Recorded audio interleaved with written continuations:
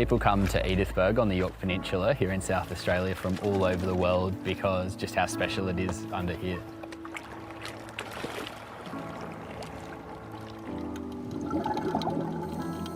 Beautiful blue water and abundant fish life. The Great Southern Reef off South Australia's Yorke Peninsula is full of underwater treasures. When you're down there, you're just surrounded by this kaleidoscope of colours, all these beautiful sponges and all of these crazy, weird-looking invertebrates just attaching to all those pylons.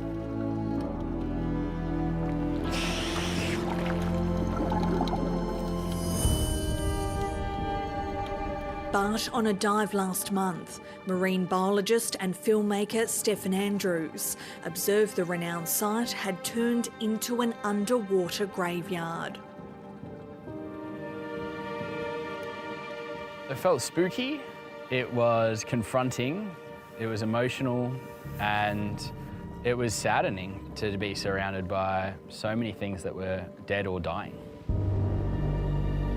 You're used to seeing these beautiful fish or octopus, you know, just swimming around in all their glory underwater, and what an ungraceful way to go is just washing up on the shore.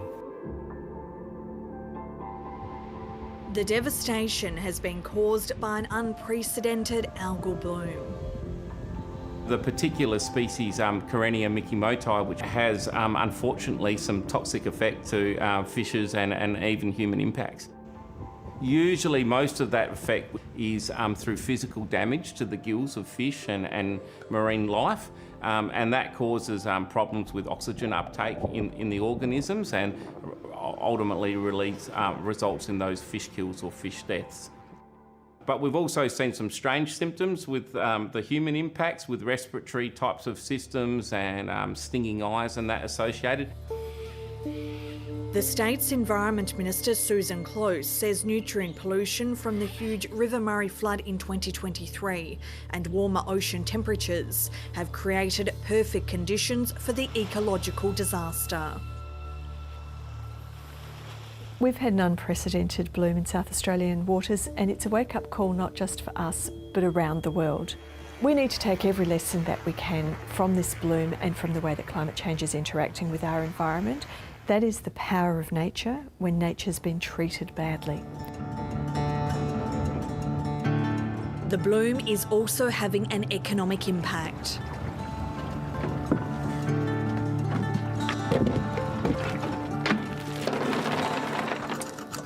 How many oysters would you have in total? A bit over 800,000. Paul D runs an oyster farm off Yorke Peninsula. He currently has no income stream after the local industry was shut down early last month because of the algal bloom. How much does this oyster farm mean to you? Everything. I mean, my family comes first, but they're all right behind me, giving me lots of hugs. I didn't actually buy my children birthday presents this week. And I gave one a photo and the other one just gave me a hug. And they said, "You're all right, Dad." And yeah, it's a bit teary for me, but... So the particular concern with oyster farms, unfortunately it's only about 5% of oyster farming in South Australia, is that a variety of Karenia that creates neurotoxins has been found.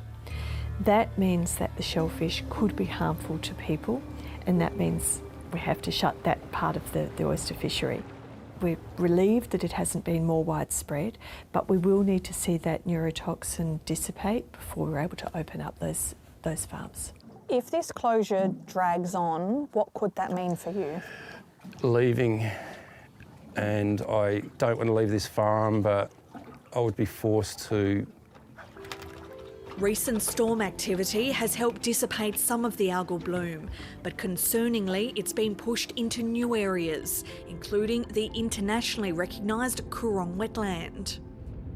What we are doing is having weekly meetings of all the people involved in protecting the Coorong to see whether there's any interventions that we can put in place to help. While it's not known when the bloom will end, Stephen Andrews believes it won't be the last.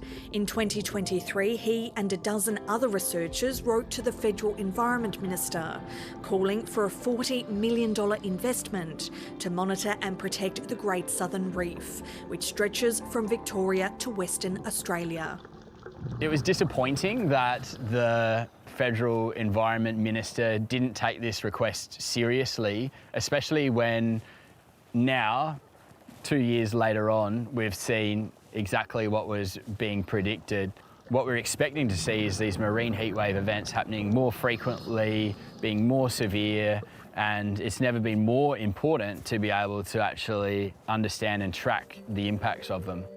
Last month, the researchers wrote to the Environment Minister with a renewed call for $40 million in funding. In a statement, Murray Watt told 730 he was deeply concerned by the widespread marine mortalities and that the government was investing more than $24 million to support restoration projects, with most sites located in the Great Southern Reef. On his latest dive off the Edithburgh Jetty last week, Stephen Andrews saw diseased and dying kelp. It's an important food source for fish, placing even more strain on the fragile ecosystem. For generations, the Great Southern Reef has given so much to us. You know, beautiful fresh seafood, like our Aussie way of life and coastal culture relies on healthy oceans. And now, it's more important than ever to step up and invest in these systems.